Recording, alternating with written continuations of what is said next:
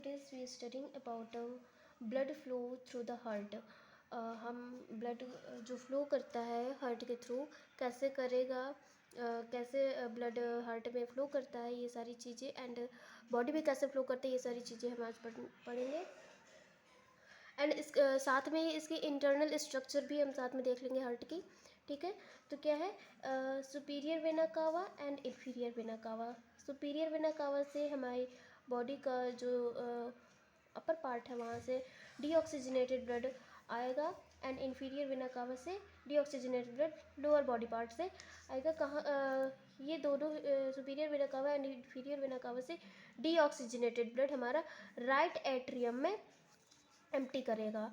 ये right atrium है, यहाँ ब्लड हमारा एम्प्टी होगा। देन इसके थ्रू जो यहाँ ब्लड फिल हो जाएगा, इस राइट एट्रियम में ब्लड फिल होने की वजह से जो प्रेशर बनेगा, उस प्रेशर की वजह से जो ट्राइकस्पिड वॉल्व है या राइट एट्रियोवेंट्रिकुलर वॉल्व है, जो कस्प के थ्रू, ये जो 3 कस्प्स हैं इनके थ्रू ये ओपन हो जाएगा और जो डीऑक्सीजनेटेड ब्लड है वो राइट वेंट्रिकल में फिल हो जाएगा। देन राइट वेंट्रिकल से जो हमारा ब्लड है वो पल्मोनरी आर्टरी,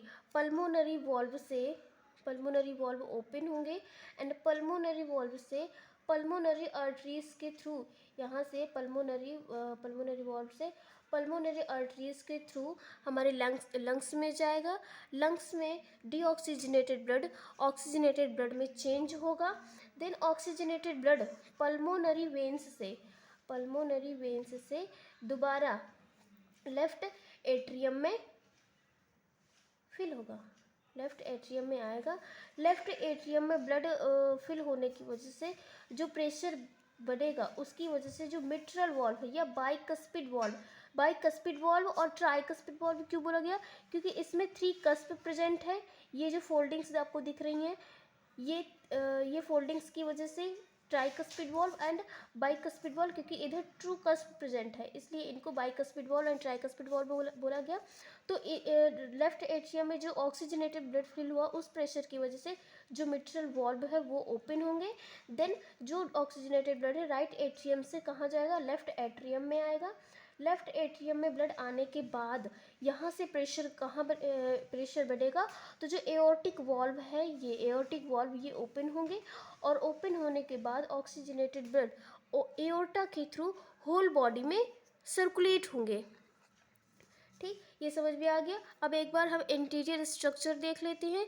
ये क्या है, superior vena cava and inferior vena cava, जो डीऑक्सीजनेटेड ब्लड को लेकर कहाँ राइट एट्रियम में फिल कर रहे थे, एम्प्टी कर रहे थे। फिर ये है पल्मोनरी, क्या है, ये पल्मोनरी वॉल्व है।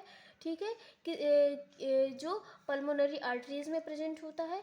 ये पल्मोनरी वेन्स हैं जो ऑक्सीजनेटेड ब्लड को लंग्स से वापस लेकर लेफ्ट एट्रियम में करती हैं। ये है राइट एट्रियम, ये ट्राइकस्पिड वॉल्व है, और ये right ventricle, inferior vena cava, flaps भी इन्हें बोलते हैं या कस्प बोलते हैं। ये हमारा सेप्टम है जो चैम्बर्स में two right and left heart को राइट एंड लेफ्ट में डिवाइड कर रहा है।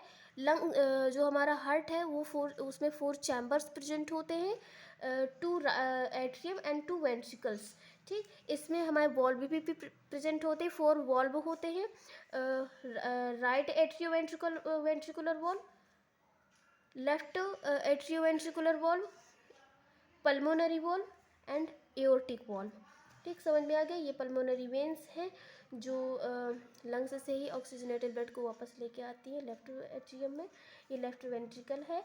ये इंट्रावेंट्रिकुलर सेप्टम है जो राइट एंड लेफ्ट में डिवाइड करता है।